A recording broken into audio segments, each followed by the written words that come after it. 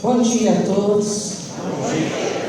É com uma enorme alegria e uma imensa responsabilidade que estou aqui de novo para a gente refletir um pouco sobre essa doutrina que nos auxilia tanto, que nos conforta, que nos ampara e que traz os caminhares da nossa vida. Hoje eu trouxe uma reflexão para nós, baseada nos livros Depois da Morte, do Leon Denis, o Evangelho segundo o Espiritismo, também sobre pensamento e vida de Emmanuel.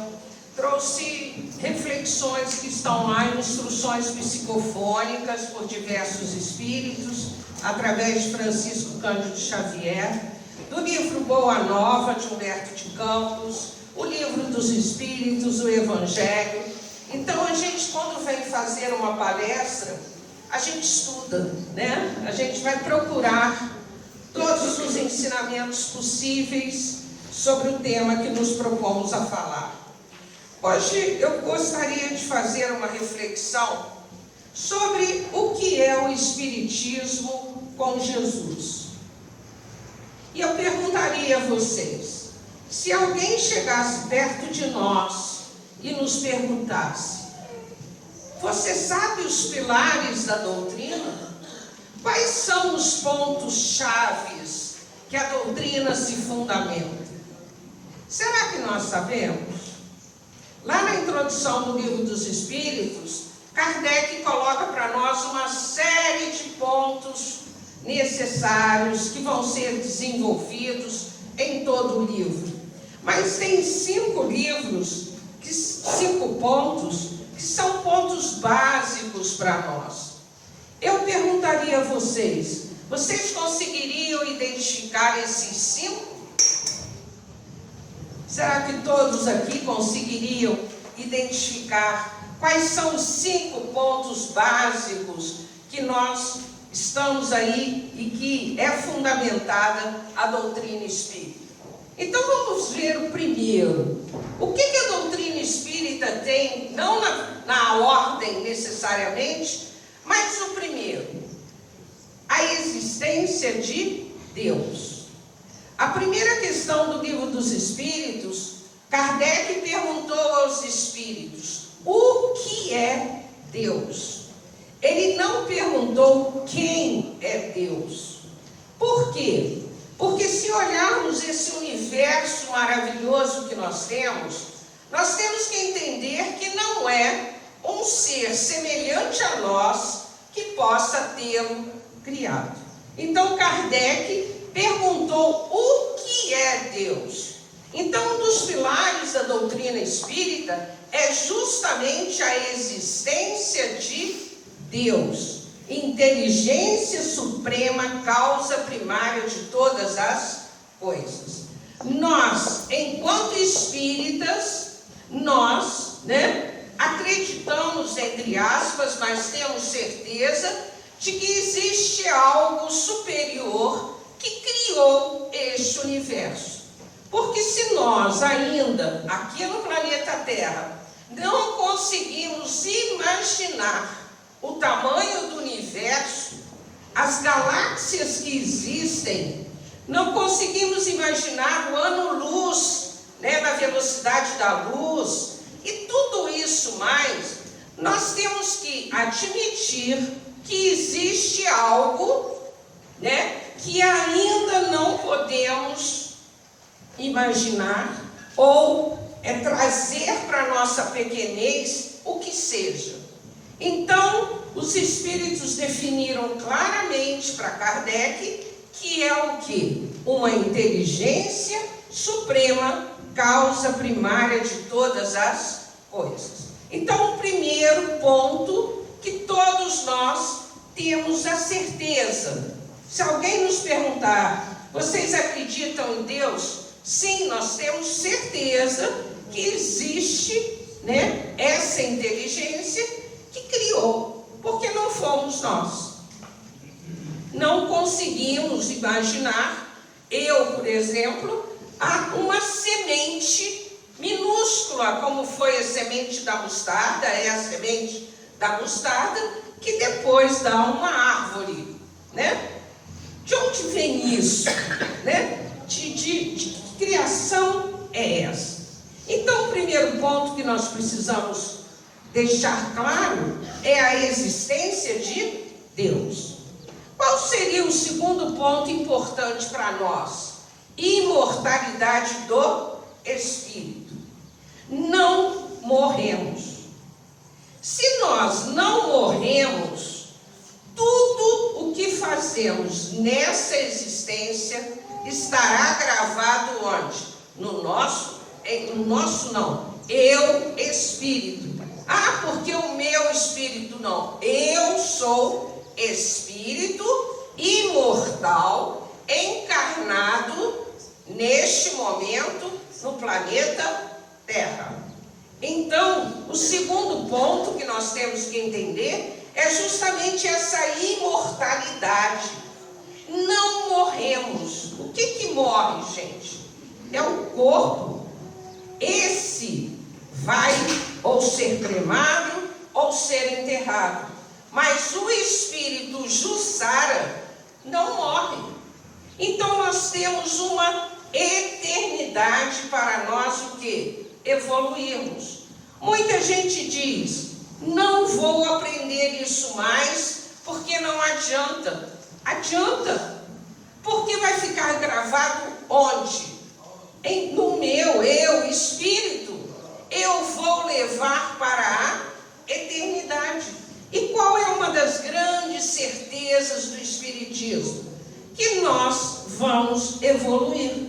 Não adianta. Ah, tem gente que fala, vou ficar, não quero aproveitar a oportunidade. Tudo bem.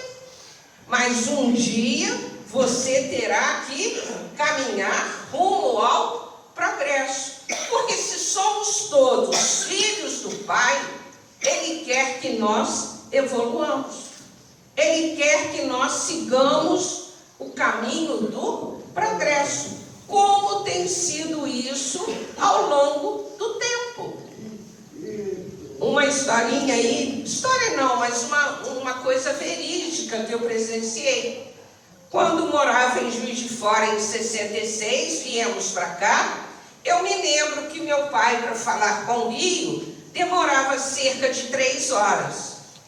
A geração mais aí minha, né, vai se lembrar disso. Você ligava para a telefonista dizia assim, aguarde, porque a ligação ficará pronta em mais ou menos 3 horas. Você não podia sair, você não podia fazer nada, e muitas vezes, quando completava a ligação, a pessoa com a qual você queria falar já não estava mais. Gente, isso não é muito tempo. Bom, é um tempinho, mas não é tanto tempo assim, se nós pensarmos na evolução das telecomunicações. Hoje, falamos com a Austrália, com o Japão, com a China, com os Estados Unidos, onde quer que alguém de nosso afeto ou de nossas relações estiver, nós conseguimos falar instantaneamente. Então, olhem bem, o progresso é real, não adianta. Nós temos que evoluir, mas nós temos também o livre-arbítrio. O Pai é tão maravilhoso que Ele nos deixa escolher. Ele não impõe nada. Nada nos é obrigado. Ele não interfere, mas as consequências dos nossos atos, nós responderemos por elas. Então, a partir daí, nós começamos a perceber que tudo que fizermos nesta encarnação, enquanto espíritos imortais, nós vamos responder por elas. Não é castigo. Porque se trilhamos um caminho de escolha, né, não uma escolha equivocada, eu vou responder pelas consequências do meu ato. Não tem nada de punição. Ah, por que eu estou passando por isso? Um motivo há. ou foi em encarnações passadas, ou nessa mesmo. E a gente erra muito, gente. A gente tem mania de dizer, porque é obsessão, porque é da vida passada. Mas o que eu estou fazendo agora? Está claro a imortalidade? Então, primeiro Deus, a existência de Deus, a imortalidade do Espírito. A terceira base, o ponto básico da doutrina espírita, reencarnação, que já era, desde a época lá de Jesus, ela já era aceita, com a evolução e com interesses pessoais, do desenvolvimento do cristianismo, ela foi deixada de lado. Eles criam que existia o quê? A reencarnação. O que é reencarnar? É você, enquanto espírito imortal, na erraticidade, pedir uma chance para voltar. Voltar para cumprir o quê? Determinadas tarefas. Voltar para resgatar determinados atos equivocados. Mas muitos dizem, como é possível eu esquecer tudo e voltar? Imaginem vocês se nós nos lembrássemos, Se a gente se lembrasse daquele inimigo, daquela pessoa, e que agora eu estou junto, porque nós estamos na família que precisamos, com os amigos, com os parentes, com filhos, todos necessários a nossa quê? Evolução. Ninguém nasce na família errada, ninguém. Então, se estamos caminhando juntos, é porque temos a necessidade de evoluir juntos. Então, a reencarnação nos dá essa oportunidade. Lá em cima, na erraticidade, os espíritos superiores nos orientam. Dizem para a gente assim, o que você quer resgatar dessa vez? E você diz, não, eu acho que eu dou conta disso, disso e disso.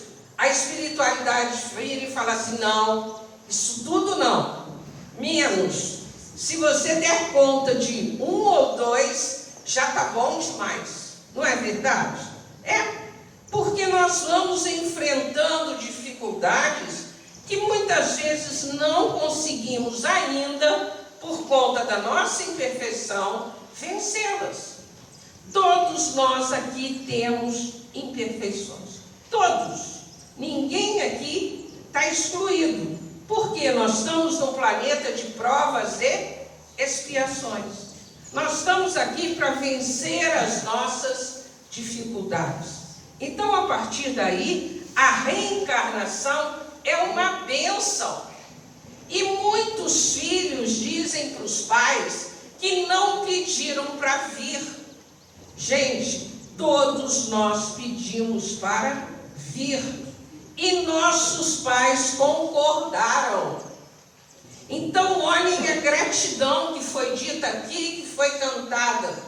Tenhamos gratidão aos nossos pais, porque se estamos aqui, estamos por conta deles. Porque o meu pai é assim, porque a minha mãe é assim, vamos perdoá-los nas suas imperfeições. Mas precisamos honrá-los.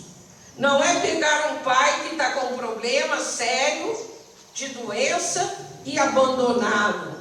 Ele não nos abandonou quando viemos, porque nós não sobreviveríamos aqui, O ser humano não sobrevive sem cuidados. E eles cuidaram de nós. Mas a minha mãe me abandonou. Ela tem o livre-arbítrio dela, ela vai seguir a caminhada dela. Meu pai é alcoólatra. E aí, o que eu posso ajudar? O que eu posso fazer? É não condená-los. é agradecer pela oportunidade da reencarnação. Porque se não fosse eles, não estaríamos aqui. E essa reencarnação, gente, ela será o tempo que necessitarmos. 100 encarnações, 100 reencarnações. 200 reencarnações, porque a chance nos é dada pelo Pai maior. Nós, enquanto pais, nós damos chances, nós perdoamos, nós amamos. Podemos não concordar com as atitudes dos filhos, mas a gente ama. Estou falando mentira? Não. Enquanto mãe, enquanto verdadeiros pais, verdadeiras mães, ou verdadeiros avós, ou verdadeiros tios, que criam, que auxiliam no caminhar, a gente pode não concordar com o ato, mas a gente diz para o filho: olha, eu te amo incondicionalmente. Eu não concordo com a sua atitude, mas ele tem o livre-arbítrio para tomar a atitude que quiser. Então, o terceiro ponto importante, a reencarnação. O quarto, a comunicabilidade dos espíritos. Voltamos aqui a Kardec. Kardec, no começo, ele foi convidado por uma pessoa amiga a presenciar o fenômeno das mesas girantes em Paris. E no primeiro momento ele recusou. Ele falou: não vou ver isso é coisa de modismo. A sociedade, a alta sociedade de Paris estava fazendo experiências. Passado um tempo, um grande amigo que ele respeitava muito o chama novamente. E ele diz: não custa nada, vou lá olhar. Mas eu não consigo acreditar que uma mesa possa responder ou falar se ela não tem nervos, se ela não tem sangue, se ela não tem uma inteligência. E ele foi. Chegou lá e começou a perceber que atrás do fenômeno tinha um fenômeno inteligente. Se as respostas as questões eram feitas, as respostas vinham de forma o quê? Inteligente. E ele começou a dizer: puxa, tem algo mais. Não é só a mesa que levanta. Gente, as mesas não eram desse tamanho, não. Mas a mesa levantava. E ali ele começou a perceber que existiam determinadas pessoas que provocavam o fenômeno. Ele começou a perceber uma comunicabilidade dos espíritos para com os encarnados. Fenômeno que não era recente. Isso já acontece desde a antiguidade. Mas Kardec, na sua inteligência, na sua didática, na sua missão enquanto encarnado, ele começa a questionar. Ele começa a fazer perguntas aos mais diversos médiuns, que ele deu esse nome, por serem medianeiros, ou seja, serem intermediários entre o mundo espiritual e o mundo físico. E ele não aceitou uma resposta apenas. Ele começou a perguntar a médiuns de diversos locais. Vocês poderiam dizer: mas eles combinavam a resposta. Como combinar a resposta no século XIX, que não tinha telefone, que uma carta durava não sei quanto tempo para chegar, As respostas eram as mesmas. Ele começou a perceber que esses espíritos eram tão imperfeitos quanto nós, que alguns apresentavam características o quê? De leviandade, outros de brincadeira, e por aí ele foi percebendo que nós, ao desencarnarmos, continuamos nós mesmos. Ninguém muda, gente. Ninguém vira santo quando desencarna. Nós vamos continuar sendo espíritos imperfeitos. À procura de quê? Da perfeição. Lá em cima nós temos chance de estudar? Temos. Mas onde que é a prova? É aqui. A gente precisa vir aqui para colocar os ensinamentos à prova. Então as nossas provas e expiações, muitas vezes são o quê? São momentos que nos são oferecidos pelo Pai para que possamos evoluir. Outro ponto básico da doutrina, a lei de causa e efeito. Nada que nos acontece ou que fazemos, nós vamos ser responsabilizados por nossos atos. Então, se hoje eu estou no caminho equivocado da ignorância do bem, cometendo uma série de erros, algum dia, em algum momento, eu vou precisar o quê? Acertar as contas. Acertar as contas não com o Pai, mas com a minha consciência. Acertar as contas com a lei divina, que são as leis naturais que nós sabemos, que estão lá no livro dos Espíritos, 12 leis lá, se vocês quiserem ler com calma. Então nós vamos responder, é a lei de causa e efeito, não é punição. Eu vim aqui para expiar, mas o que eu fiz? Porque nem sempre a expiação é expiação a partir do momento que eu não me rebelo contra a minha situação. Então, expiar não necessariamente é mergulhar no sofrimento. Eu posso estar numa situação difícil, mas se eu não me rebelar contra o Pai, aceitar aquela situação e tentar superá-la, eu automaticamente estarei o quê? Numa outra situação. Tem uma filha de um amigo nosso que ela é cadeirante. Eu nunca vi no rosto dela um momento de revolta.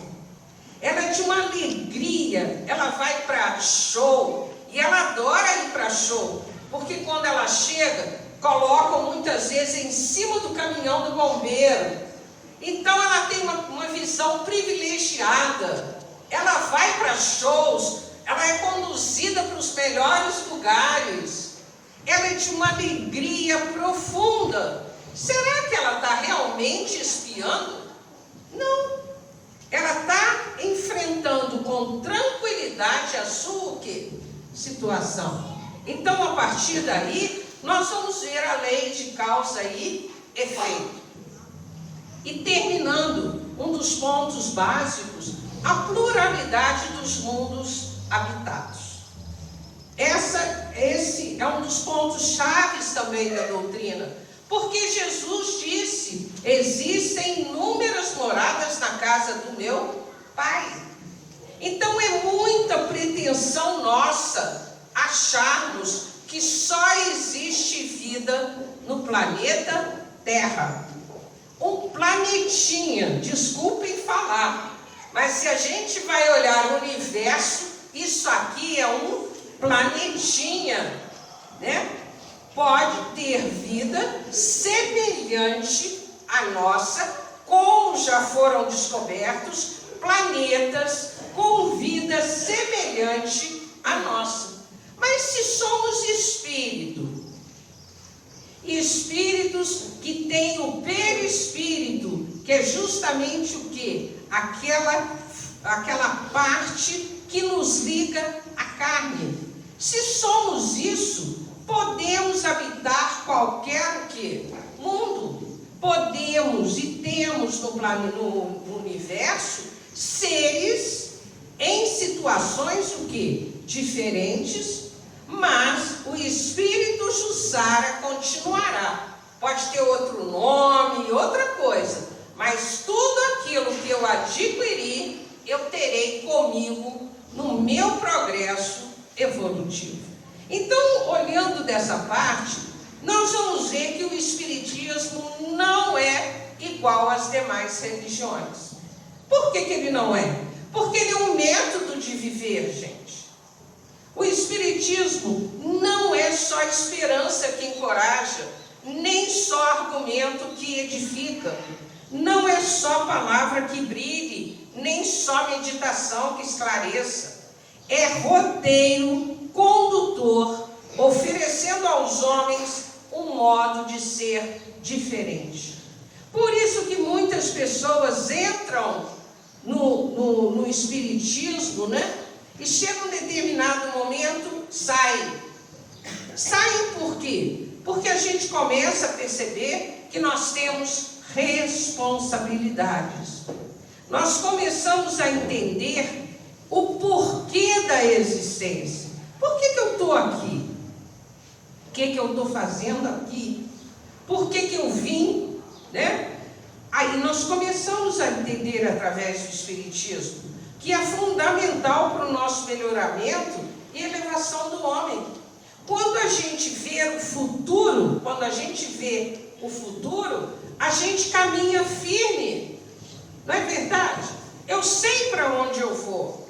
Se eu sei para onde eu vou, eu tenho uma rota a seguir. Se eu tenho um caminho a seguir, eu sei por que eu estou aqui. Eu não estou aqui à toa. Eu estou aqui para crescer. Eu estou aqui para evoluir. Eu estou aqui para amar. Eu estou aqui para entender eu mesma. Então o Espiritismo nos propõe um esclarecimento de nós mesmos, da nossa origem, da nossa destinação, a razão de nos encontrarmos encarnados.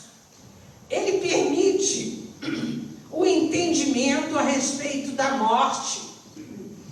Isso ainda é muito difícil para nós encarnados vivenciarmos essas experiências. Por que crianças de 2, 3, 4 anos contraem câncer e desencarnam tão novas? O Espiritismo nos dá as respostas. Por que determinadas situações pegam jovens de 20, 20 e poucos anos e eles desencarnam? Por que determinadas professoras ou outras pessoas recebem uma bala, entre aspas, perdida e desencarnam? O Espiritismo traz as respostas. Não há bala perdida, não há. Não há injustiçado. Todos nós que estamos aqui estamos sob a justiça divina. Se algo acontece, é porque é necessário para a nossa evolução. Mas eu vou dizer para vocês, é fácil? Não é fácil. Eu nem imagino a dor de uma mãe quando perde um filho. Eu acho que deve ser, e Leon Denis diz, que é uma das dores mais lacinantes que uma mãe pode ter.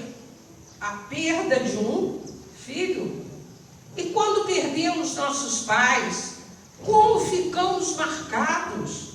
Se eles muito nos amaram, imaginem essa dor. Então, através do Espiritismo, nós começamos a entender. Chico Xavier ajudou tantas mães, trazendo mensagens, e o Espiritismo continua. A mãe dizendo para o filho dizendo para a mãe: mãe, não chore tanto, abra meu quarto, tire as minhas coisas, doe, vai fazer o trabalho no bem, eu estou bem, é o meu momento. Olha o consolo que a doutrina nos traz. Então nós vamos ver que o Espiritismo traz para nós um aprendizado sobre a necessidade de se tornar uma pessoa melhor, pelo desenvolvimento de virtudes decorrente da transformação operada no íntimo do ser. Então nós estamos aqui, gente, para sermos melhores. É essa a questão. Eu não estou aqui para continuar fazendo fofoca. Eu não estou aqui para falar mal do outro o tempo todo. Eu não estou aqui para ficar julgando todo mundo. Então, esse aprendizado que a doutrina nos traz implica necessariamente estudo, trabalho. Todos vocês aqui estudam o Espiritismo? A gente precisa estudar. Vocês vão dizer, é muito difícil. Ninguém falou que é fácil. Mas vocês não vão começar por livros difíceis. Vocês vão começar por livros o quê? De mensagens, de páginas. Quem é aqui que todo dia abre um livro espírita e lê alguma coisa? Oba, muita gente. Nós precisamos fazer isso. Nós precisamos o quê? Estudar. O que o estudo traz para nós? Conhecimento, discernimento, bom senso. Porque se eu sei, eu já não vou fazer determinadas coisas. Poxa, está dito lá que eu não devia fazer isso. Eu estou sabendo. A partir do momento que eu sei, eu já posso dizer, não vou fazer isso. Ou pelo menos vou tentar. Porque o espírita não é aquele que cada dia tenta ser melhor do que foi ontem. Então é necessário trabalho. Porque não adianta estudar só, não. Os espíritos nos dizem que muitos estudiosos da doutrina, quando chegam lá em cima sem trabalho, se dão conta de que julgaram tempo fora. Que trabalho é esse, gente? Trabalho no bem. Ser bom é ser útil em qualquer situação. Quando alguém nos pede um favor, tem gente que não faz de jeito nenhum. Será que nos custa tanto? Será que nos custa alugar o nosso ouvido? Porque tem horas a pessoa não quer que você fale nada. Ela só quer que você escute. Ela não está te pedindo opinião. Tem uma história, veio aqui agora. Um dia, Chico Xavier, recebendo trabalhadores de diversas casas espíritas, chega um e diz para Chico: Chico, eu estou muito feliz, Chico. Eu consegui colocar lá no centro um tatame, aquele que é utilizado para judô, né? Agora os médiuns podem cair que não se machucam mais, podem fazer tudo que não se machucam mais. E quem estava do lado do Chico falou: meu Deus do céu, tatame dentro do centro espírita. Aí ele falou: não, meu amigo, vai com Deus, continue o seu trabalho, e se despediu da pessoa. Aí os do lado, né, a gente, o perfeito, virou para o Chico e falou com ele assim: Chico, que absurdo, você não fala nada. E o Chico respondeu: ele não pediu a minha opinião. Ele só veio me comunicar que ele achou uma solução para os médiuns que caíam, que rolavam. Olhem bem, né? Então, muitas vezes, a pessoa não está pedindo opinião. Ela só quer o quê? Que você ouça. Então, o Espiritismo nos diz que precisamos ter responsabilidade com compromissos. Compromissos e deveres. Todos nós sabemos dos nossos direitos e os nossos deveres, né? Algum aqui tem o dever e tem o direito também de parar numa vaga de cadeirante? Não, não é sua. Se for sua, tudo bem. Há um minutinho só, não tem nem 1 minuto, nem 2. monte de radares. Por que tem cheiro, hein, gente? Porque nós não respeitamos a velocidade de 60. Se todos nós respeitássemos a velocidade, para que radar? Não é verdade? Todo mundo quer saber dos seus direitos e os nossos deveres. Será que nós estamos cumprindo? Então o Espiritismo, ao nos modificar para melhor, nós passamos a compreender a necessidade de sermos bons, de progredir moralmente, não apenas intelectualmente. O Espiritismo nos aponta o caminho seguro a seguir, porque ele traz claramente para nós a vivência dos ensinamentos de Jesus. Jesus, quando veio, encarnou na terra, Jesus nunca reencarnou aqui, ele apenas encarnou. Por quê? A sua evolução foi em outro orbe. Quando ele recebeu a missão de Deus de planejar a construção do planeta Terra, ele já era um espírito crístico. Ele já era um irmão nosso evoluído. Então Jesus, quando veio, ele veio trazer para nós o quê? Os ensinamentos de amor, de luz. Se nós vivêssemos o Evangelho, nós já estaríamos muito mais do que evoluídos. Mas não conseguimos ainda. Nós temos muitas dificuldades e muitas vezes não perseveramos no bem, porque é uma tarefa árdua, exige a atuação da vontade. Eu tenho que ter vontade de melhorar. Como diz Haroldo Dutra numa palestra dele, não adianta sermos rebeldes de pijama. O que ele quer dizer com isso? Eu estou me rebelando contra a queimada na Amazônia. O que eu estou fazendo pela minha comunidade?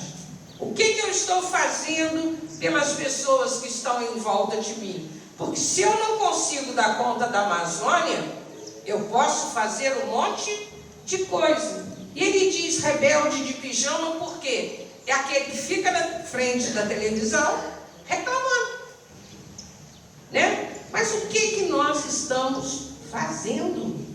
A gente está pegando na massa em algum lugar?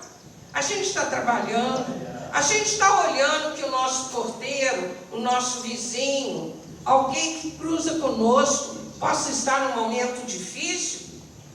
Quem é de nós aqui que dá bom dia quando entra no elevador?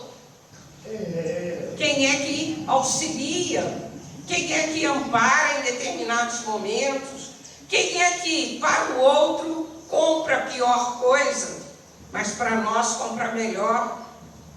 Nós somos danados para fazer isso, né? O melhor é meu, o do outro eu dou qualquer coisa. O Bazar do ID recebe muita doação, mais de 30% do que eles recebem é para ir para o lixo, né? Roupa suja, rasgada. Será que a gente realmente quer doar para o outro tudo que nem nos serve mais, ou já não tem mais condição de uso? E não é só no ID, não. A gente sabe que outras casas também isso acontece. Então, a gente, para transformar, é necessário que nós queiramos. Então, gente, que possamos sair daqui fortalecidos nessa certeza. Se eu quiser fazer alguma coisa, o trabalho aparece. Porque essa casa aqui é uma casa de amor, é uma casa de cura, é uma casa de tratamento espiritual. Mas ela está assim, é porque alguém se empenha. Alguém abre os vidros, alguém limpa o chão, alguém paga a conta de luz. Alguém já parou para pensar nisso? A gente contribui para isso. Ah, é muito bom ir lá assistir a palestra e ir embora. Mas o que eu contribuo? A doutrina não pede, né, que você deixe um dinheiro todo mês, mas nós precisamos entender que existem pessoas fazendo, limpando, olhando, cuidando, para que nós possamos estar o quê? Aqui. Então, a doutrina espírita, ela nos traz grandes ensinamentos. E no livro, eu vou pedir licença a vocês para contar o caso diretamente lendo, porque quando a gente conta, às vezes esquece um monte de coisa. Nesse livro, Almas em Desfile, pelo Espírito Hilário da Silva, através de Francisco Cândido Xavier, é um livro muito interessante. Essa edição é nova, tá? Mas ele deve ter na biblioteca aí edições mais antigas. Mas ele conta uma historinha aqui, é um livro cheio de histórias, tá? Muito bom, para a gente levar para casa, cada dia lê uma, né? E tá assim, podia ser pior. O médium Filgueiras era espírita de grande serenidade. Certa feita, um amigo que ele não via desde muito, visita-lhe a casa e depois das saudações habituais, dá notícias do próprio pessimismo. Declara-se ausente de toda atividade doutrinária. Continua espírita de convicção, mas afastou-se do trabalho mediúnico, da leitura, das sessões, das preces. Inquirido por Filgueiras, começou a explicar-se. Imagine você que minha infelicidade começou quando meu sócio conseguiu furtar-me quase tudo que eu possuía. Foi terrível desastre. Filgueiras diz, mas podia ser pior, preenchendo a pausa da conversação. Em seguida, estabeleci-me com pequena loja. No entanto, meu único empregado ateou fogo a tudo após roubar-me. Filgueiras atalhou, podia ser pior. O azar não ficou por aí, pois quando me viu sem qualquer recurso, a companheira me abandonou, buscando aventuras inconfessáveis. Podia ser pior. Depois disso, minha única filha, aquela que ainda se mantinha ao meu lado, ouviu as insinuações de um homem que a seduziu, desprezando-me com amargas palavras. Podia ser pior. Por fim, meu irmão, a única pessoa que ainda me dispensava proteção e carinho, foi assassinado por um salteador que escapou à cadeia. Mas podia ser pior, acentuou Filgueiras calmo. O outro sorriu, mal-humorado, e objetou. Ora essa, que podia ser pior? 2 ladrões me acabam com os negócios, 2 malandros me acabam com a família, e um assassino me acaba com um único irmão. Que podia ser pior, Filgueiras? O precioso médium abanou a cabeça e respondeu calmamente. Podia ser pior sim, meu amigo. Podia ser você o autor de tantos crimes. Entretanto, cá está conversando comigo, de consciência purificada e mãos limpas. Sofrer dos outros é, de algum modo, trilhar o caminho em que Jesus transitou. Mas fazer sofrer aos outros é outra coisa. O amigo silenciou e ao despedir-se, rogou a Filgueiras o benefício de um passe. Podia ser pior. Se fosse quem? Ele, o autor dos crimes. Então o Espiritismo vem nos trazer essas certezas. O Espiritismo com Jesus nos mostra que Jesus não veio para aqueles que não eram, que eram sãos. Ele veio para quem? Ele veio para os pobres, para os oprimidos. Porque se nós nos lembrarmos, naquela época não existiam hospitais, não existia nada de assistência. Os ricos eram ricos e só cuidavam das suas vidas. Jesus veio para quê? Para os pobres, para os necessitados, para os que estavam em pecado. Um exemplo, Maria de Madalena, ou Maria de Magdala. Maria de Magdala era uma cortesã. Ela tinha um palácio, uma casa enorme, às margens do lago de Genezaré, e ela vivia, dessa prostituição. Ela tinha muitos bens, ela recebia os fariseus, recebia os doutores da lei em sua casa à noite. Mas um dia ela escutou as palavras de Jesus. Um dia ela foi tocada. Por quê? Ela era mulher. Imaginemos nós, mulheres, sermos mulheres naquela época.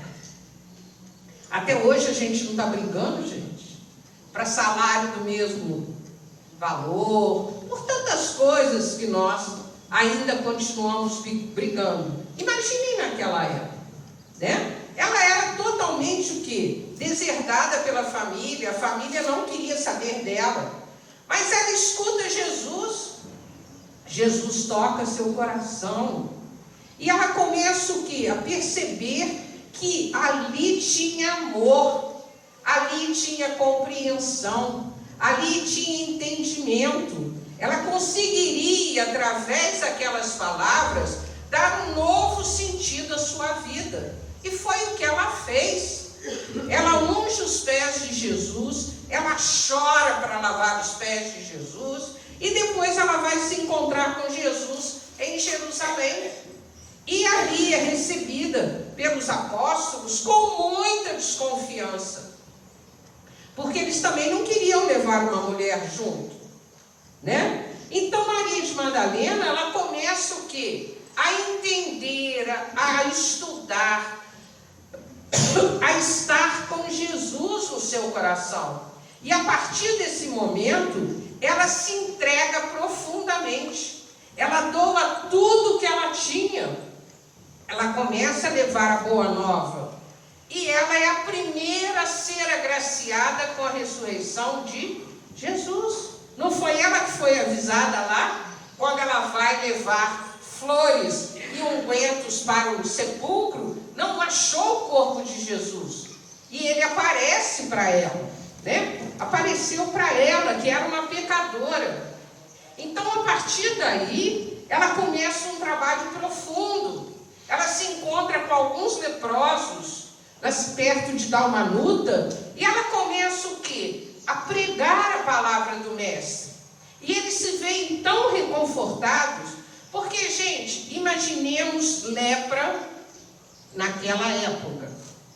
Quando eu mudei para Belém, quando eu casei e mudei para Belém, eu estranhei muito quando cheguei lá. Porque eu percebi algumas pessoas mutiladas, algumas pessoas sem parte do nariz, algumas pessoas sem parte dos membros. E eu nova, não entendia muito dessas coisas, nem nunca tinha me deparado com lepra. E eu cheguei para o marido e falei, o que tem aqui, que estranho. Ele falou, não, eu também já perguntei. São pessoas que se curaram da lepra. Então, lá no norte ainda, são os chamados ancenianos hoje, Mas hoje tem cura. Se a gente descobre rapidinho, a hanseníase é aquela doença que você não sente frio, não sente calor, Você apegue, não tem sensibilidade, e você vai desenvolvendo essa doença. Imaginem na época de Jesus. Os leprosos eram confinados no Vale dos Leprosos. Eles eram enxotados da civilização. E o que Madalena faz? Vai para lá. Ela vai para lá e vai pregando o amor de Jesus, o seu evangelho, trazendo conforto. E ali ela contrai a lepra. E depois de um certo tempo, já na sua velhice, ela resolve e quer visitar João e Maria. Só que os dois estavam em Éfeso, a 1.187 quilômetros de Jerusalém. E não tinha carro, né, gente? Não tinha charrete, não tinha nada disso. Ela vai a pé. E ela não podia entrar nas vilas. Ela não estava leprosa. Então ela dormia ao relento, ela dormia da caridade de algumas pessoas, até que ela encontra Jesus. Chega a Éfeso e lá ela consegue ver João e Maria. Mas ela está muito debilitada. E lá mesmo ela desencarna. E quando ela desencarna, quem vem recebê-la? Jesus. Diz para ela, Maria de Madalena: eu estou aqui, vem. Você passou a porta estreita. Você seguiu, você evoluiu. Você é muito bem-vinda no mundo espiritual. Olha que progresso. Eu sei que não é para nós, né? Não somos ainda. Mas olha que reflexão interessante. Então nós vamos ver que Jesus nos trouxe esperança. Jesus nos trouxe, acima de tudo, o entendimento através do seu exemplo. Jesus foi o mestre, o modelo que precisamos seguir. O modelo de perdão. Eu pergunto a vocês, perdoar é fácil? A gente tem que esquecer o mal feito a nós? O que vocês acham? Dá para esquecer, gente? Dá nada. Dá não. Por que não dá? Porque está guardado lá no nosso HD, lá, ó. O ato está guardado. O que a gente pode perdoar? É nos livrar das nossas mágoas, dos nossos ressentimentos, ter um outro olhar. Ah, mas é muito fácil, né? Não. Pode durar anos, até você ter um entendimento. Porque muitas vezes a pessoa fez aquilo e continua a vida dela. A gente é que está lá remoendo, né? E Jesus veio nos dizer o quê? Perdoai enquanto ainda estiveres com ele. Mas se o outro não quiser, aí já é problema dele. Então é um processo que precisamos trazer para nós, essa renovação. Porque todos somos irmãos, filhos do mesmo Pai, misericordioso. Outro dia um palestrante falou uma coisa que eu achei muito interessante. Deus deve olhar lá de cima, outro não sei de onde, e deve dizer assim: tadinhos, são crianças ainda, vão aprender devagarinho, né? Que nem lá na escola primária, lá no jardim. A gente sabe que a gente vai o quê? Aprender. Nós também. Por isso é que Ele nos dá inúmeras chances. Por isso que, através dos ensinamentos de Jesus, nós conseguiremos evoluir. E para terminar, eu gostaria de fazer a leitura de um escrito do professor José Passini, que trabalha na Casa Espírita, no Garcia. E ele, no livro Parábolas de Jesus, ele fez um texto enorme sobre Jesus. Mas ele terminou com este parágrafo aqui, que para mim foi maravilhoso. Olhem bem, o mestre veio trazer a certeza de que Deus é Pai, é amor, é misericórdia, contrapondo a figura apresentada no Velho Testamento, que mostrava o Criador como alguém furioso, vingativo, capaz de ter preferências por determinados povos e abominação por outros. Cumprindo sua promessa, enviou-nos o Espiritismo, que não é apenas mais uma religião cristã, mas o próprio cristianismo primitivo, que ressurge na sua pureza, pujança e objetividade originais, destacando-se das demais religiões pelo seu tríplice aspecto altamente educativo, levando religião, ciência e filosofia a se darem as mãos e a chegarem mais perto de todos nós. Nenhuma crítica, por favor, às outras religiões, tá? Nenhuma. Eu estou falando aqui porque suponho que sejamos o quê? Espíritas. Mas todos aqueles que praticam o bem estão evoluindo. Não importa a religião. Ou tem muito ateu que é muito melhor do que muito religioso. Então que Jesus nos abençoe, nos auxilie nesse nosso caminhar, que possamos persistir nessa doutrina que nos traz tanto consolo, que tanto nos ajude. Um bom sábado para vocês, um bom final de semana. Fiquem em paz.